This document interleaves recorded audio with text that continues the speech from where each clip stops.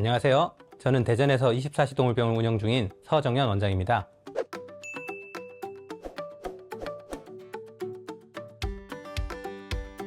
소중한 반려동물이 아픈데 질환의 경중이 있겠냐마는 정형외과 질환은 특히 수술이 필요한 경우가 많다 보니 보호자분들이 많이 놀라시고 후회하시는 모습을 자주 봅니다. 그런 모습을 보면 저 역시 마음이 안 좋고 어떤 질병이든 마찬가지지만 예방이 중요하다는 생각을 다시 한번 하게 되는데요. 지난 3번의 강의에 걸쳐 반려견의 관절 질환에 대해 말씀드렸죠. 그리고 관절 질환에 가장 큰 영향을 끼치는 요인이 반려견의 비만 문제라고 누차 강조했습니다. 그래서 오늘은 반려견의 비만 기준, 그 원인, 그리고 다이어트 방법에 대해서 말씀드리려고 하고요. 반려견이 다이어트를 하는데 많은 도움이 되는 반려동물의 재활운동에 관해서도 소개해드리려고 합니다. 강아지의 몸엔 털이 많다 보니 보호자분들이 반려견의 체형을 잘 파악하지 못하고 그저 털이 풍성한 것으로 착각하는 경우가 많습니다.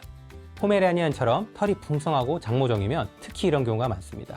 비만이 사람에게도 만병의 근원이라는 것을 현대인들이라면 누구나 아는 사실이고 반려견들에게도 당연히 똑같이 적용되는 것을 모르는 보호자들은 거의 없을 것입니다. 다만 본인의 반려견이 비만인 줄 모르고 관리를 놓치는 경우가 더 많은 것 같습니다.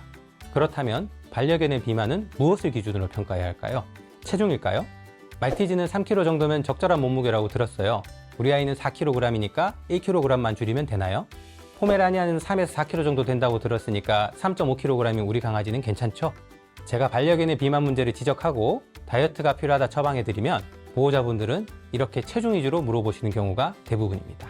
하지만 평균적인 키와 체중이 존재하는 사람과는 달리 반려견들은 같은 견종이라 하더라도 정상 체중이 2배 이상 차이 나기도 하기 때문에 체중만 가지고 반려견의 비만을 평가할 수가 없습니다. 제 반려견인 치와와 사랑이는 3kg이 정상인 체형이지만 같은 치와지만 2kg밖에 나가지 않음에도 비만으로 진단받는 경우도 있습니다. 따라서 체중이라는 숫자 하나만 가지고 반려견의 비만을 평가하는 것은 적절하지 못합니다. 사람도 비만도를 측정하기 위해 BMI 지수를 평가하듯 강아지도 BCS, 바디 컨디션 스코어라는 기준이 있습니다. 체형, 즉 몸매를 통해 비만도를 평가하는 정확한 기준입니다. BCS는 총 1단계에서 9단계로까지 구분되고요. 4에서 5단계의 체형이 적절한 상태입니다. 반려견의 갈비뼈 아래 허리를 손으로 만져봤을 때 오목하게 들어간 상태가 건강한 체형인데요. 엑스레이에선 이게 더욱더 명확하게 비교가 됩니다. 반려견의 가슴을 손으로 만질 때 갈비뼈 하나하나가 촉진되어야 체지방이 과하게 쌓이지 않은 것입니다. 자, 그럼 이제 반려견의 비만을 평가하는 방법은 알았는데요. 그럼 왜 비만이 발생하는 것일까요? 간단합니다. 몸이 쓰는 칼로리보다 먹어서 들어오는 칼로리가 많다 보니 남는 에너지가 저장되어 살이 찌는 것입니다. 사람과 같지요? 더군다나 대부분의 반려견이 섭취가 용이하고 칼로리가 높은 건사료 위주의 식사를 하다 보니 포만감을 느끼기 전에 다량의 사료를 섭취하여 과식이 더 쉽게 유발되기도 합니다. 이러한 경우 오목한 밥그릇보다는 노즈워크나 슬로우푸드 식기 등을 이용해서 반려견의 사료 섭취 속도를 조절하여 적절하게 포만감을 느끼며 식사를 할 수 있도록 도움을 줄 수 있습니다. 하지만 아무리 식사 속도를 조절하더라도 강아지들은 몸에 필요한 칼로리보다 많은 양을 먹어두려는 성향이 있습니다. 먹이가 풍부하지 못하여 한 번에 많이 먹어둬야 하는 습성을 가진 야생의 조상 본능을 물려받은 것이죠. 따라서 자율급식을 하면 대부분의 반려견은 필요 이상으로 섭취를 하며 살이 찝니다. 더군다나 출근할 때 집에 혼자 남을 반려견이 안쓰러워주는 간식, 퇴근하고 반겨주는 모습이 사랑스러워서 주는 간식, 이렇게 한두 개씩 주는 간식으로 더욱 쉽게 살이 찌게 됩니다. 심지어 치아 건강을 위해 주는 객검조차 살이 찌게 되는 주된 원인 중 하나입니다. 이렇게 에너지 과잉에 의한 비만을 원발성 비만이라고 합니다. 만약 반려견의 영양 섭취가 과하지 않은데도 불구하고 계속 살이 찐다면 쿠싱, 갑상선 기능 저하증과 같은 호르몬 질환의 영향을 받는 경우이거나 스테로이드 치료의 부작용 등에 의한 2차성 비만일 수 있으므로 동물병원에 내원해서 수의사의 진료를 꼭 받아보셔야 합니다. 현대사회에서 활동량은 줄어들고 먹을거리는 풍족해지니 비만 문제가 생겨난 것은 사람이나 반려견이나 크게 다르지 않습니다. 사람들은 체중을 감량하기 위해 다이어트를 하죠.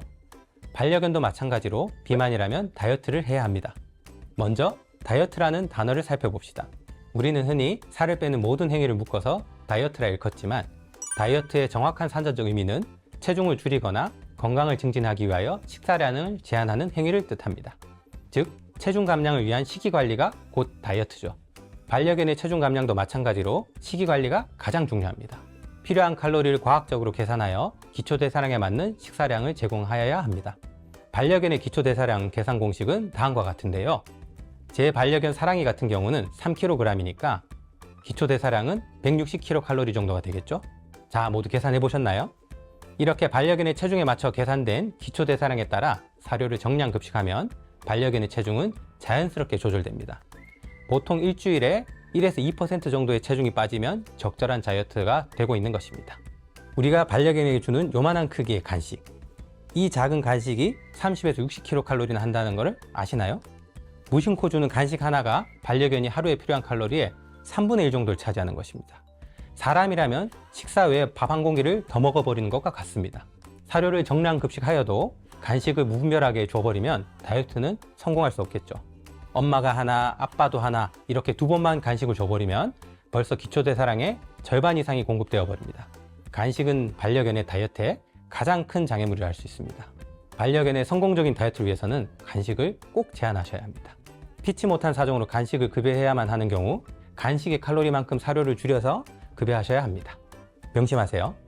반려견의 체중 감량을 위한 첫 번째, 식이관리는 필수입니다. 아무리 식이관리에 힘쓴다 해도 실내 위주의 생활 환경으로 활동량이 충분하지 못한 경우에는 운동을 통하여 근육을 늘려주고 칼로리 소모도 더 시켜줄 필요가 있습니다. 그러면 산책을 시키면 될까요? 아닙니다. 관절 질환이 많은 비만견들은 무작정 산책을 하러 나가 무리한 뜀박질을 하면 운동을 통해 얻는 이득보다 관절이 손상되어 잃는 것이 더 많아질 수 있습니다. 운동은 관절을 소모하는 행동입니다. 그렇기 때문에 관절 질환이 있는 환자에게 운동 제한이 특히 중요하다고 지난번 강의들에서 누차 강조했었습니다. 따라서 체중 감량을 위해 산책을 시켜도 되는지 내 반려견의 상태를 전문가에게 먼저 상담받아 보시길 권해드립니다. 그렇다면 산책이 힘든 비만견은 관절에 무리가 가지 않게 운동하려면 어떻게 해야 할까요? 바로 재활치료의 답이 있습니다. 동물병원에서 전문가에 의해 이루어지는 재활치료는 체외 충격파, 레이저, 저주파, 그리고 도수치료와 같은 물리치료와 다양한 운동치료로 이루어집니다. 운동치료, 요즘에는 도구 피트니스라고도 하죠. 이 도구 피트니스는 디스크와 같은 신경외과 환자와 슬개골 탈구, 십자인대, 고관절 이형성증 수술을 받은 반려견의 수술 후 회복에도 아주 큰 역할을 해줍니다. 반려견 삶의 질이 화두가 된 최근 수의학에서 그 중요성이 더욱 떠오르고 있는 분야입니다. 운동치료는 여러 가지 도구와 장애물들을 사용합니다. 다양한 자세의 운동을 반려견이 직접 참여하게 만드는데요. 능동적으로 이루어지는 재활운동으로 약해진 근육과 줄어든 관절의 가동 범위를 반려견 스스로 회복할 수 있도록 유도하기 때문에 치료 효과가 매우 좋습니다. 비만견도 체중과 관절 상태를 고려한 맞춤 재활운동, 반려견 PT를 통해서 관절의 손상을 최소화하여 운동량을 늘려주고 약해진 근육과 관절의 가동 범위를 회복할 수 있습니다. 다양한 재활운동 중에서도 워터 트레드밀을 이용한 수중보행과 수영은 물의 부력을 이용하여 체중 영향을 받지 않으면서 운동할 수 있는 매우 유용한 수단입니다. 체계적인 식단 관리와 함께 몸 상태에 맞춘 운동치료를 병행한다면 반려견의 비만 문제는 분명 극복할 수 있습니다. 무엇보다 식단이 가장 중요한 것임을 명심하시고요. 저 역시 견주로서 반려견의 체중 감량은 쉽다고 말씀드립니다. 내가 사료만 적당히 주면 되니까요. 하지만 누군가에게는 그것이 가장 어렵다고 합니다. 간식을 찾고 더 먹고 싶어하는 반려견을 보면 마음이 너무 아프니까요. 하지만 사랑스러운 반려견과 오래오래 건강하게 살기 위해 비만 관리는 필수라는 점을 꼭 기억하면서 마음을 굳게 먹고 다이어트 꼭 성공시키길 바랍니다. 쉽다면 쉽고 어렵다면 어려운 반려견의 비만 관리와 재활치료에 대해 알아보았습니다. 마지막으로 OX 퀴즈를 통해 오늘의 강의 복습해 볼게요. 반려견의 비만 원인은 유전적이기 때문에 관리가 소용이 없다. 아닙니다. 반려견의 비만은 과식과 운동 부족 등 후천적 영향이 크기 때문에 관리가 무엇보다 중요합니다. 반려견의 비만 치료에 가장 중요한 것은 운동이다. 아닙니다. 반려견의 비만 치료에 가장 중요한 것은 식이관리입니다. 재활치료는 수술받은 반려견에게만 적용 가능한 것이기 때문에 비만견은 받을 수 없다. 아닙니다. 재활치료는 비만견의 체중과 관절 상태를 고려해서 맞춤 운동 치료가 가능한 좋은 수단입니다. 지금까지 4번의 강의를 통해 반려견의 관절 질환에 대해 말씀드렸습니다. 소중한 반려견의 관절 건강 관리에 도움이 되셨길 바라면서 수의사 서정연이었습니다. 감사합니다.